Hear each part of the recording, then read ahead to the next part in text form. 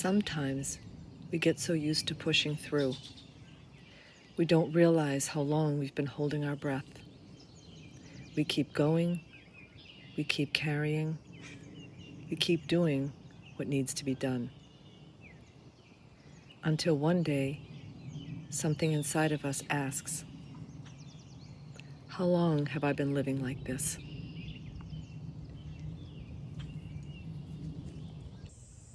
Do you feel like you're in survival mode? I think the better question might even be, what is survival mode? I think we all probably have a very different definition, but ultimately, it's about getting through a day, making it through a day, making it through a moment, being alive. And at the fundamental level, that's very important. It's just that many of us end up staying there and not able to lift up to the next few stages of peace, of joy, of a sense of happiness or thriving. And there's this energy around us through society that for me has made it feel like everybody else has got this all together. Everybody else has it figured out. And I'm just back here struggling along. Have you felt like that? I've talked to many women. I work with many women that feel that. And we get into our midlife and post-menopause and feel lost because we spent all those past years living and being and doing for others because that's what we believe we've meant to do, but we forgot somebody along the way, and it was us. And I didn't realize that until very recently, over the past probably 4 or 5 years. So I wanted to connect with you, you women who feel that you're in survival mode, and acknowledge you and let you know that you're not broken. There's nothing wrong with you. You're actually strong and resilient and beautiful and loving and caring. It's just that you forgot a little bit about you. What do you need? What do you want? What feels good to you? And where do you even begin to find it? And as I was saying before, I began to find it here. I began to find it with nature. And I began to listen. And then I began to receive messages from the universe or something greater than us through hearts and nature.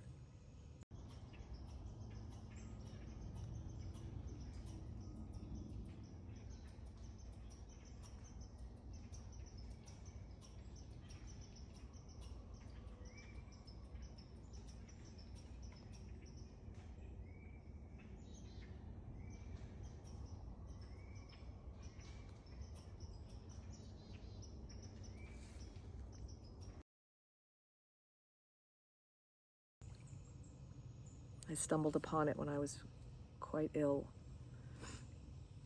with Lyme disease. Talk about survival mode. That's where I was. And so I want to talk to you, the ones that are in survival mode, the women who feel that no one understands, doesn't know how they feel, that no one really is capable of listening, or they try to listen, but you still feel left not being heard. I want you to know you're heard. I want you to know you're not alone. I want you to feel seen. I know that's what I needed for so long. And it was through a lot of inner work, a lot of therapy, a lot of a few very close people in my life that kept me up, kept me afloat. But in the end, it was my work. And I had to figure it out. Or that's what I thought. But there isn't really much to figure out. It's really more about finding you.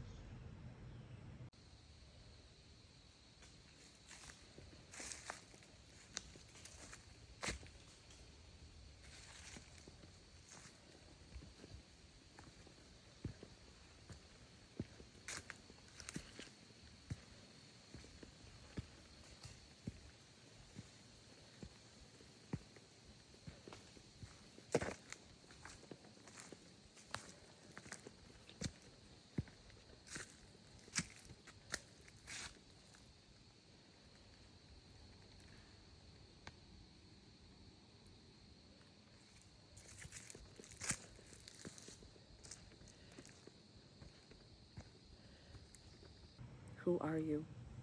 What do you need? I want to tell you that you matter, that you're loved, there is hope, that you're not alone, and that we are all connected, and many of us feel very much the same. No. That many of us are there, and many of us are doing the work with you.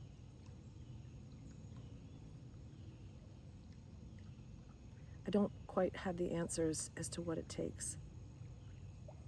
I think the challenges that we have in our lives are about digging in and doing our own inner work to find our own strength, our own resilience, our own determination. But we're not meant to do it alone. We're not meant to do it alone. So it's okay to reach out. Find one person, one. It could be a therapist, it could be a counselor, it could be a close friend. It could be a family member, your mother, your father, your husband. But you can't stay silent when you're not feeling well. I felt very much alone during all the beginning stages of Lyme disease. People cared, they felt bad, they had sympathy, which was loving and kind, but I didn't know how to get out from under feeling so badly. And it began to affect my mental health as well.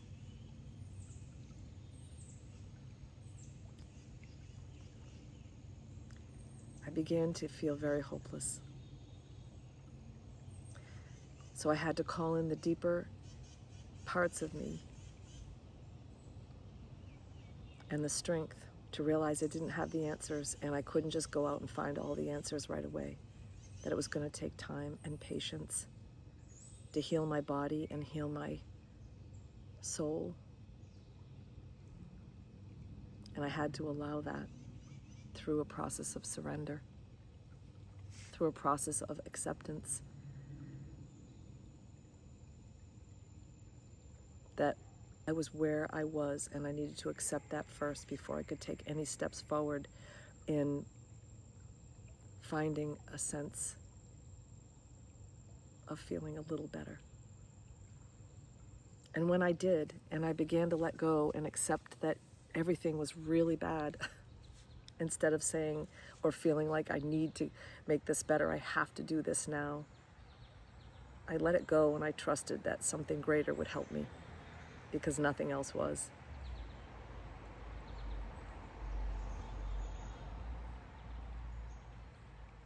I don't want to minimize anything that you're going through and make it sound like it's simple, because it isn't. And if we had all the answers, we could open a book and get them, but we don't. So for me, I believe the answers lie here. So I want to give you a moment to breathe here. And just connect for a moment.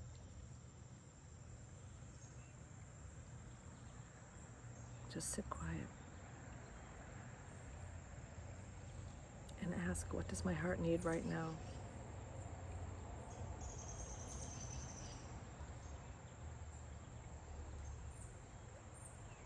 And listen. Just listen. It does take a moment.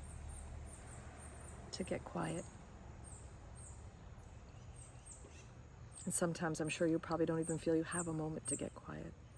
Or if you do get quiet, it can probably get pretty scary, because you don't know what's going to come up. But just listen. You have the answers. You have the next right step. I know you do.